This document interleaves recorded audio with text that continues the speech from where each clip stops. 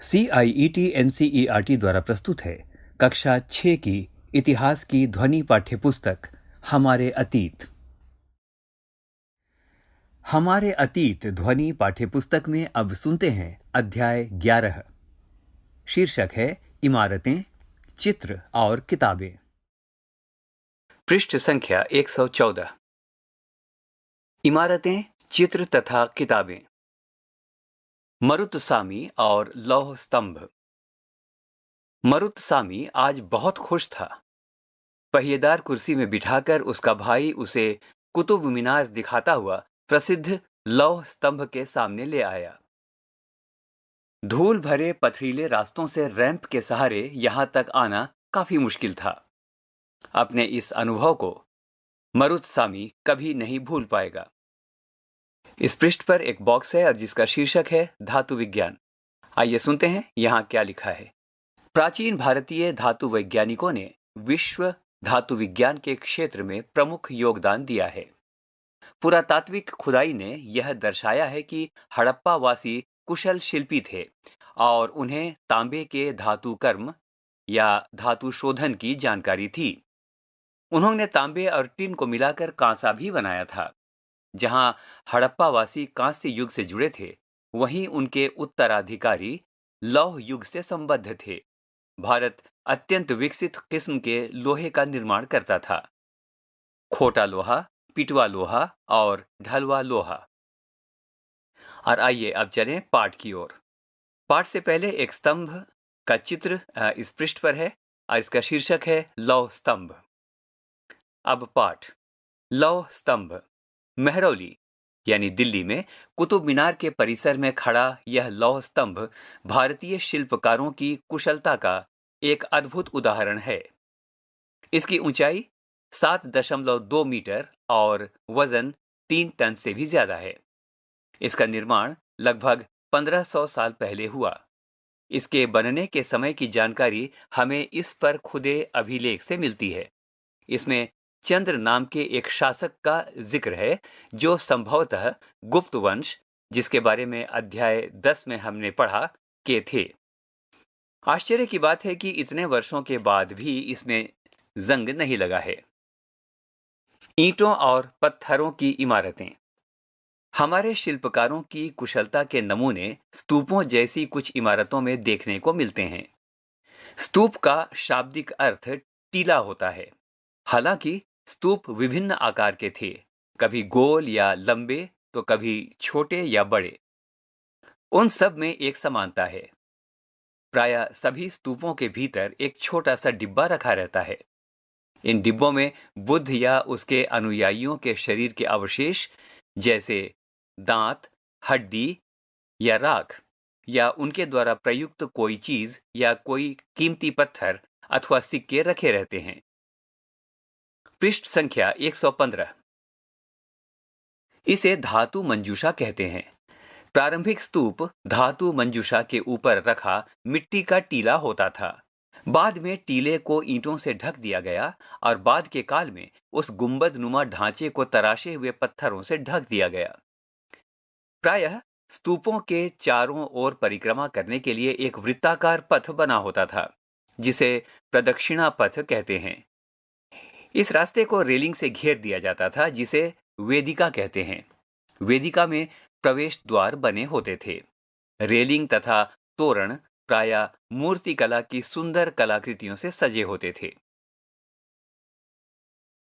मानचित्र 7 जो पृष्ठ संख्या 105 में मिलेगा, आप अमरावती ढूंढिए। यहां कभी एक भव्य स्तूप हुआ करता था। लगभग 2000 साल पहले इस स्तूप को सजाने के लिए शिलाओं पर चित्र उकेरे गए। कई बार पहाड़ियों को काटकर बनावटी गुफाएं बनाई जाती थीं। इस तरह की कई गुफाओं को मूर्तियों तथा चित्रों द्वारा सजाया जाता था। इस काल में कुछ आरंभिक हिंदू मंदिरों का निर्माण किया गया।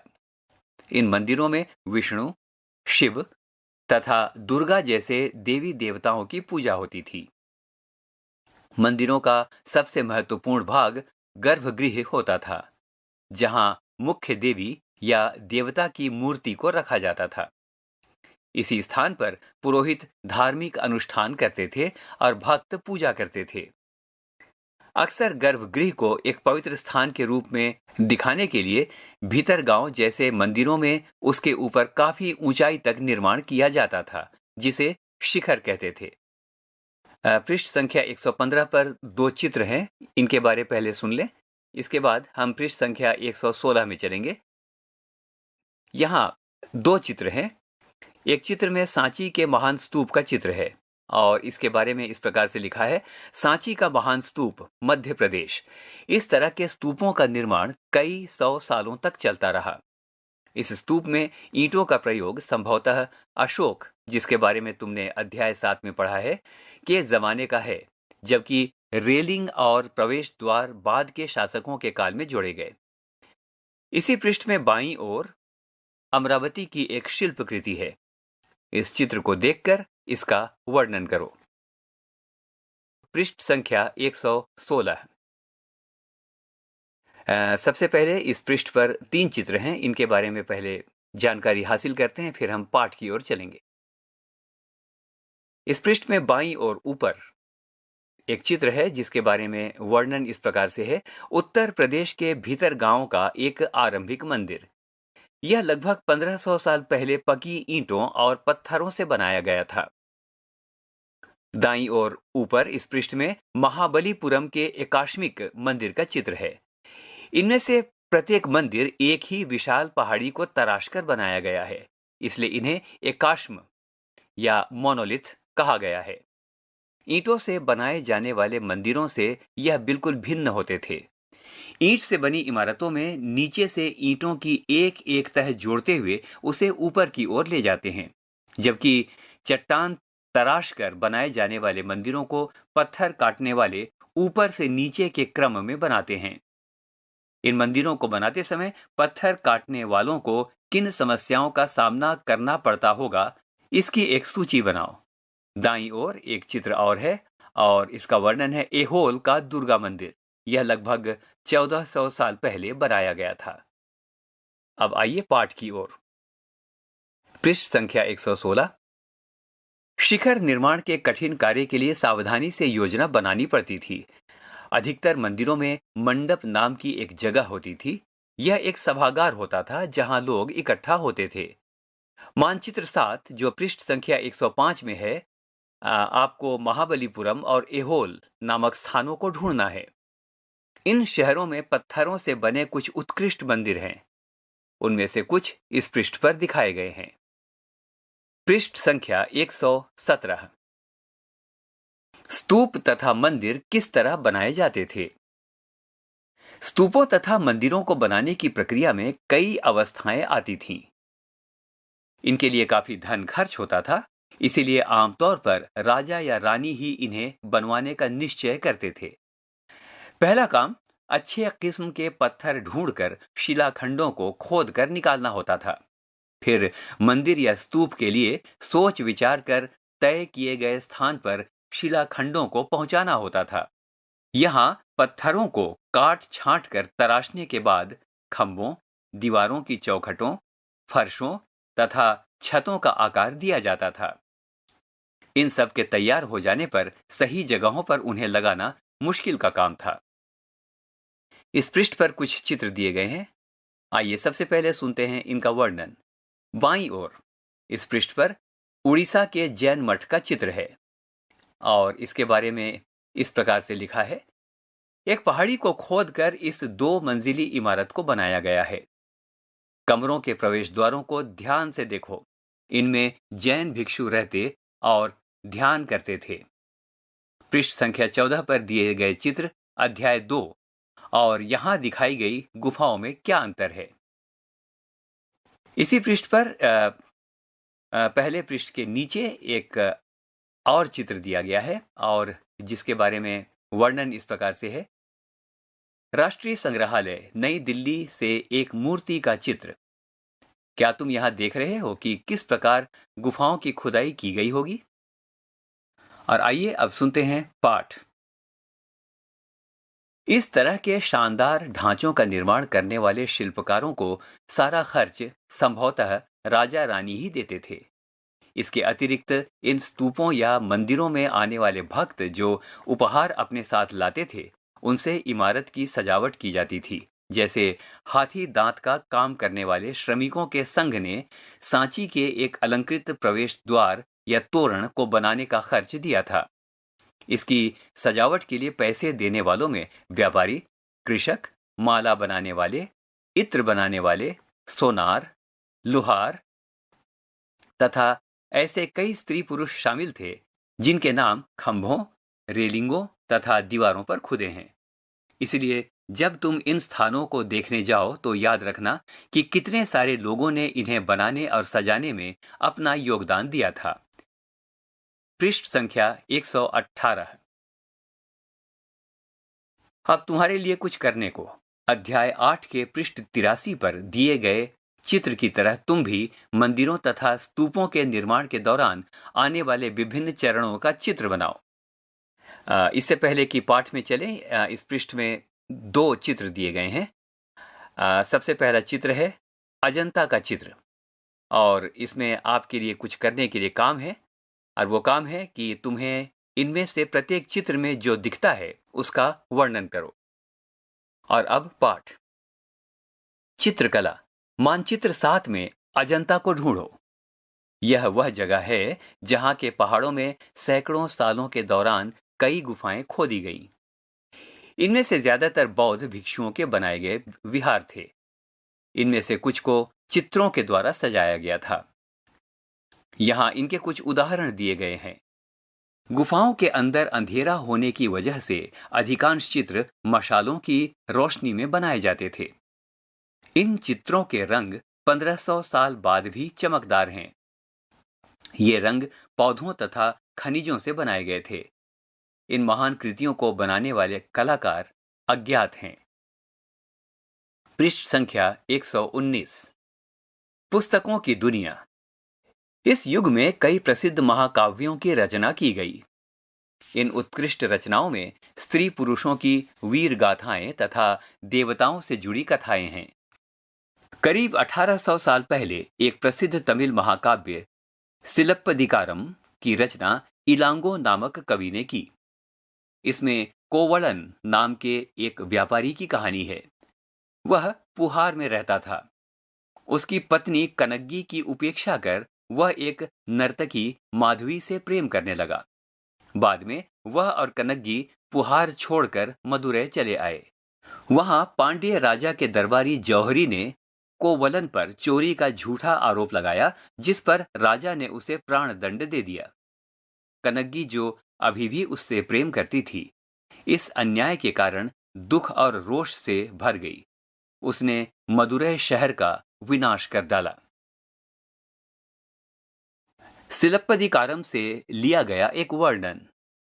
यहां कवि ने कनग्गी के दुख का इस तरह वर्णन किया है। ओ मेरा दुख तो देखो, तुम मुझे सांत्वना तक नहीं दे सकते। क्या यह सही है कि विशुद्ध सोने से भी सुंदर तुम्हारा शरीर बिना धुला हुआ, धूल से सना यूं ही पड़ा है? यह कहाँ का न्याय है कि गोधूली की इस स्वर्णिम आभा में फूल माला से ढके सुंदर वक्ष वाले तुम जमीन पर गिरे पड़े हो? मैं अकेली, असहाय और हताश होकर खड़ी हूं।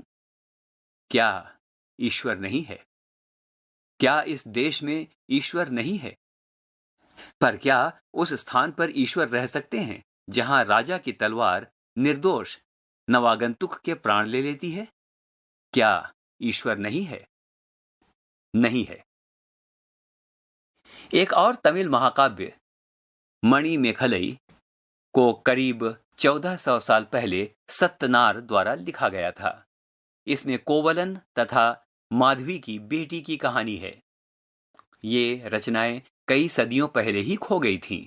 उनकी पांडुलिपियां दोबारा लगभग 100 साल पहले मिली। अन्य लेखक जैसे कालिदास, जिनके बारे में तुमने अध्याय 10 में पढ़ा है, संस्कृत में लिखते थे। पृष्ठ संख्या 120। इस पृष्ठ पर सबसे पहले एक बॉक्स, और उस बॉक्स का शीर्षक है मेघदूत का एक श्लोक। आइए सुनते हैं। मेघदूत का एक श्लोक। यहाँ उनकी सबसे प्रसिद्ध रचना मेघदूत से एक अंश दिया गया है। यहाँ एक विरही प्रेमी बरसात के बादल को अपना संदेशवाहक बनाने की कल्पना करता है।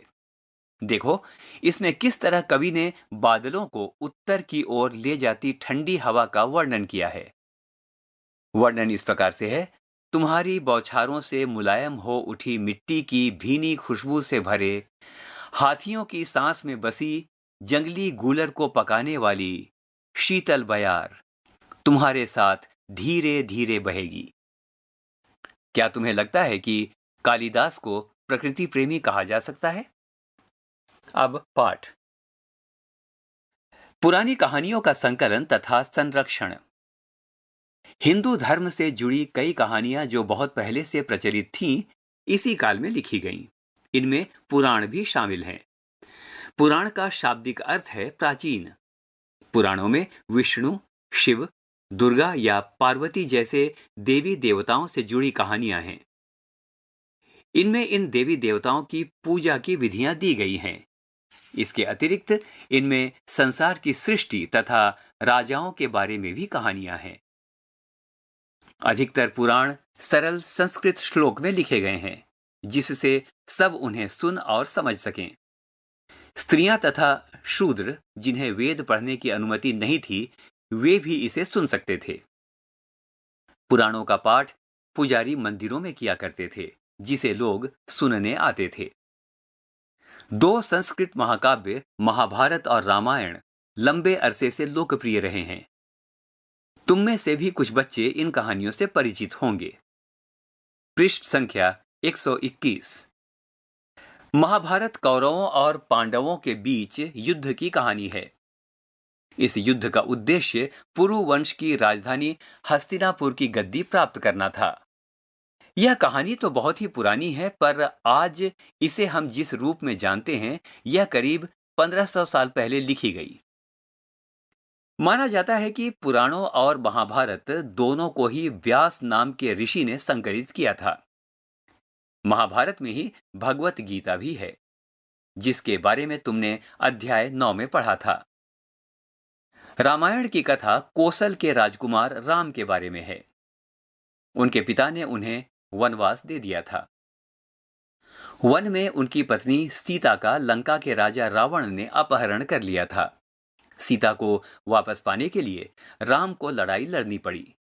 वे विजयी होकर कोसल की राजधानी अयोध्या लौटे। महाभारत की तरह ही रामायण भी एक प्राचीन कहानी है, जिसे बाद में लिखित रूप दिया गया। संस्कृत रामायण के लेखक वाल्मीकि माने जाते हैं। अब तुम्हारे लिए कुछ करने को। इस महाद्वीप के विभिन्न भागों में महाभारत और रामायण के भिन्न भिन्न रूपांतर लोकप्रिय हैं। इनके आधार पर नाटक, गीत और नृत्य परंपराएं भी उभरी। पता करो कि तुम्हारे राज्य में कौन सा रूपांतर प्रचलित है। अब पाठ। आम लोगों द्वारा कही जाने वाली कहानियां। आम लोग भी कहानियां कहते थे, कविताओं और गीतों की रचना करते थे, गाने गाते थे, नाचते थे और नाटकों को खेलते थे। इनमें से कुछ तो इस समय के आसपास जातक और पंचतंत्र की कहानियों के रूप में लिखकर सुरक्षित कर लिए गए। जातक कहानियां तो अक्सर स्तूपों की रेलिंगों तथा अजंता के चित्रों में दर्शाई जाती थी। इनमें से एक कहानी अगले पृष्ठ पर दी गई है। पृष्ठ संख्या 122। तो आइए सुनते हैं बॉक्स में दी गई ये कहानी, बंदर राजा की कहानी। एक समय बंदरों का एक महान राजा हुआ। वह हिमालय पर गंगा के किनारे अपने 80,000 अनुयायियों के साथ रहता था। इन सारे बंदरों को एक खास आम के पेड़ के फल बहुत प्रिय थे। ये आम बड़े मीठे होते थे। इतने स्वादिष्ट आम धरातल पर नहीं उगते थे। एक दिन एक पका हुआ आम गंगा नदी में गिरकर बहते बहते वाराणसी पहुंच गया। उस वक्त नदी में वहां का राजा नहा रहा था। उसे यह आम मिला। उसे चखकर वह हैरान रह गया। उसने अपने राज्य के जंगलों की देखभाल करने वालों से पूछा कि क्या वे इस आम के पेड़ को ढूंढ सकते हैं या नहीं। वे राजा को हिमालय की पहाड़ी पर ले गए। वहां पहुंचकर राजा तथा उसके दरबारियों ने खूब आम खाए। रात में राजा ने देखा कि बंदर भी पके आमों का मजा ले रहे हैं। राजा को यह बात बुरी लगी और उसने उन्हें मार डालने का फैसला किया। बंदरों के राजा ने अपनी प्रजा को बचाने की एक योजना बनाई। उसने आम के पेड़ की टहनियों को तोड़कर उन्हें आपस में बांधकर नदी पर एक पुल बनाया। इसके एक छोर को वह तब तक पकड़े रहा जब तक उसकी सारी प्रजा ने नदी को पार न कर लिया। पर इस प्रयास से वह इतना थक गया कि मरणासन्न होकर गिर पड़ा। राजा ने जब यह सब देखा तो उसने बंदर राजा को बचाने की बड़ी कोशिश की, पर सफल न हुआ। बंदर राजा की मृत्यु पर उसे शोक हुआ और राजा ने उसे पूरा सम्मान दिया। मध्य भारत में भरहुत के एक स्तूप से मिले एक पत्थर पर उकेरे गए चित्र में इसे दिखाया गया है। अब तुम्हारे लिए कुछ करने को, क्या तुम बता सकते हो कि इसमें कहानी का कौन सा हिस्सा दिखाया गया है? यह हिस्सा क्यों चुना गया होगा? ध्यान से इस चित्र को देखो। पृष्ठ संख्या 123। विज्ञान की पुस्तकें। इसी समय गणितज्ञ तथा खगोल शास्त्री आर्यभट्ट ने संस्कृत में आर्यभट्टीयम नामक पुस्तक लिखी। इसमें उन्होंने लिखा कि दिन और रात पृथ्वी के अपने धुरी पर चक्कर काटने की वजह से होते हैं, जबकि ये लगता है कि रोज सूर्य निकलता और डूबता है। उन्होंने ग्रहण के बारे में भी एक वैज्ञानिक तर्क दिया। उन्होंने वृत्त की परिधि को मापने की भी विधि ढूंढ निकाली, जो लगभग उतनी ही सही है जितनी कि आज प्रयुक्त होने वाली विधि। वराहमिहिर, ब्रह्मगुप्त और भास्कराचार्य कुछ अन्य गणितज्ञ और खगोलवेत्ता थे जिन्होंने कई खोजें की। इनके बारे में और पता लगाएं। यहां 3 बॉक्स हैं और इन तीनों बॉक्सों में अलग अलग शीर्षक हैं। पहला शीर्षक है शून्य। आइए सुनते हैं। अंकों का प्रयोग पहले से होता रहा है, पर अब भारत के गणितज्ञों ने शून्य के लिए एक नए चिन्ह का आविष्कार किया। गिनती की यह पद्धति अरबों द्वारा अपनाई गई और तब यूरोप में भी फैल गई। आज भी यह पूरी दुनिया में प्रयोग की जाती है। रोम के निवासी शून्य का प्रयोग किए बगैर गिनती करते थे। उसके बारे में और भी अधिक जानकारी हासिल करने की कोशिश करो। दूसरा बॉक्स और इसका शीर्षक है आयुर्वेद। आयुर्वेद चिकित्सा विज्ञान की एक विख्यात पद्धति है जो प्राचीन भारत में विकसित हुई। प्राचीन भारत में आयुर्वेद के 2 प्रसिद्ध चिकित्सक थे, चरक प्रथम, द्वितीय शताब्दी ईस्वी, और सुश्रुत, जो चौथी शताब्दी ईस्वी में हुए। चरक द्वारा रचित चरक संहिता औषधि शास्त्र की एक उल्लेखनीय पुस्तक है। अपनी रचना सुश्रुत संहिता में सुश्रुत ने शल्य चिकित्सा की विधियों का विस्तृत वर्णन किया है। तीसरा बॉक्स और इसका शीर्षक है अन्यत्र। कागज आज हमारे रोजमर्रा की जिंदगी का हिस्सा बन गया है। जो किताबें हम पढ़ते हैं वे कागज पर छपी होती हैं। उसी तरह लिखने के लिए भी हम कागज का ही उपयोग करते हैं। कागज का आविष्कार करीब 1900 साल पहले काई लून नाम के व्यक्ति ने चीन में किया। उसने पौधों के रेशों, कपड़ों, रस्सियों और पेड़ की छालों को पीट कर लुगदी बनाकर उसे पानी में भिगो दिया। फिर उस लुगदी को दबाकर उसका पानी निचोड़ा और तब सुखाकर कागज बनाया। आज भी हाथ से कागज बनाने के लिए इसी विधि को अपनाया जाता है। कागज बनाने की तकनीक को सदियों तक गुप्त रखा गया। करीब 1400 साल पहले यह कोरिया तक पहुंची। इसके तुरंत बाद ही यह जापान तक फैल गई। करीब 1800 साल पहले यह बगदाद में पहुंची। फिर बगदाद से यह यूरोप, अफ्रीका और एशिया के अन्य भागों में मिली। इस उपमहाद्वीप में भी कागज की जानकारी बगदाद से ही आई। जरा सोचो, प्राचीन भारत की पांडुलिपियां किस चीज पर तैयार की जाती थीं? पृष्ठ संख्या 124। इस पृष्ठ में कुछ उपयोगी शब्द दिए गए हैं जिनका प्रयोग इस अध्याय में किया गया है। उपयोगी शब्द हैं स्तूप, मंदिर, चित्रकला, महाकाव्य, कहानी, पुराण, गणित, विज्ञान। इसी पृष्ठ में कुछ महत्वपूर्ण तिथियां भी दी गई हैं जिन तिथियों का वर्णन इस अध्याय में आया है। स्तूप निर्माण की शुरुआत 2300 साल पहले, अमरावती 2000 साल पहले, कालिदास 1600 साल पहले, लौह स्तंभ, भीतरगांव का मंदिर, अजंता की चित्रकारी, आर्यभट्ट 1500 साल पहले, दुर्गा मंदिर 1400 साल पहले। आओ याद करें। 1, यहां पर 2 कॉलम दिए गए हैं। पहले कॉलम में कुछ शब्द हैं और दूसरे कॉलम में उनका उपयोग दिया हुआ है। अब आपको कॉलम 1 और 2 का मिलान करना है। सबसे पहले कॉलम 1, स्तूप, शिखर, मंडप, गर्भगृह, प्रदक्षिणा पथ।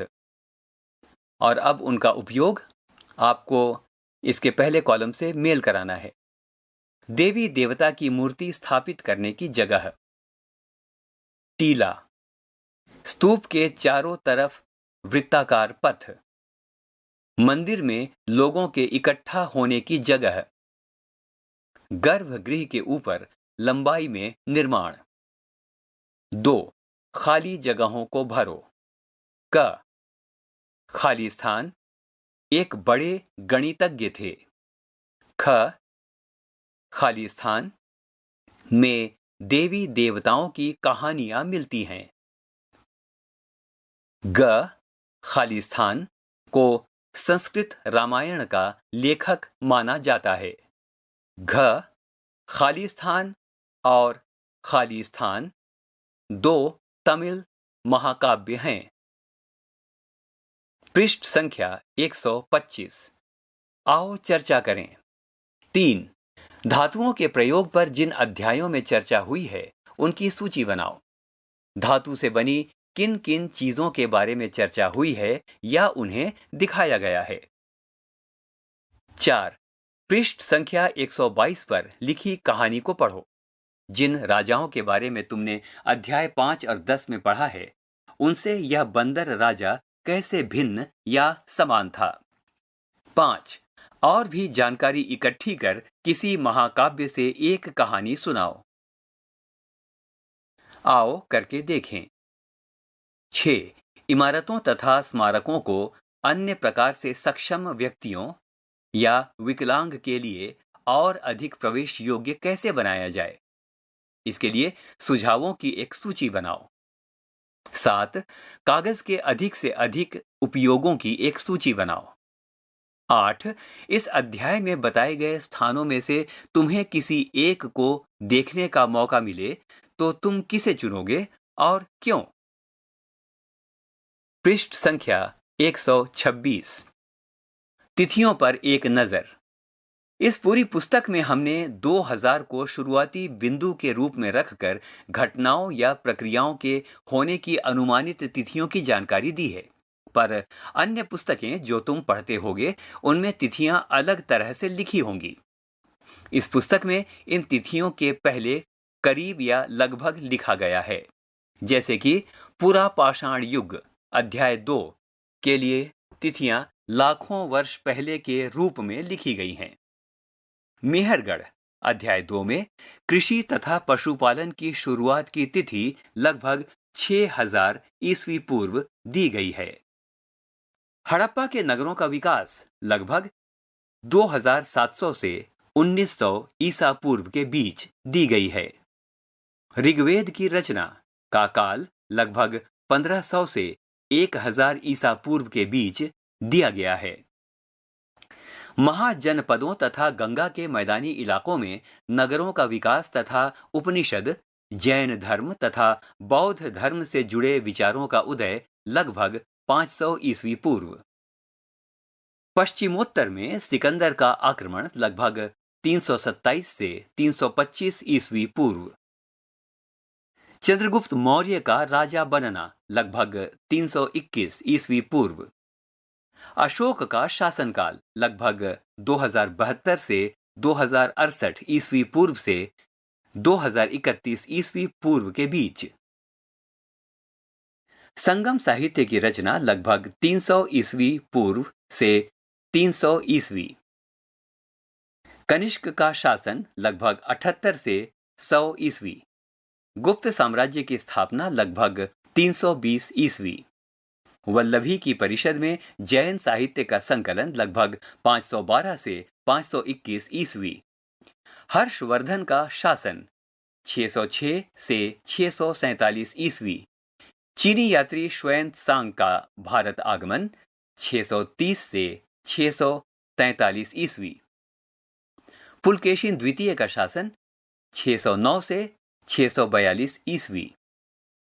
कुछ घटनाओं के लिए, जैसे कि अशोक के शासन की शुरुआत की तिथि के रूप में, तुम्हें एक से अधिक तिथियां देखने को मिल सकती हैं। ऐसा इसलिए है कि इतिहासकार इस बात पर एक मत नहीं हो पाए हैं कि सही तिथि क्या है। प्रश्नवाचक चिन्ह के साथ दी गई तिथियां इस बात का संकेत करती हैं कि यह तिथियां निश्चित नहीं हैं। पृष्ठ संख्या 127 में भारत का मानचित्र दिया गया है और इसका शीर्षक है भारत का राजनीतिक मानचित्र। अभी आप सुन रहे थे कक्षा 6 की इतिहास की पाठ्यपुस्तक हमारे अतीत का 11वां अध्याय। शीर्षक था इमारतें, चित्र और किताबें। निर्माण सहयोग शानू मुक्सीम। वाचन स्वर और निर्माण अजीत होरो तथा प्रस्तुति CIET NCERT नई दिल्ली भारत।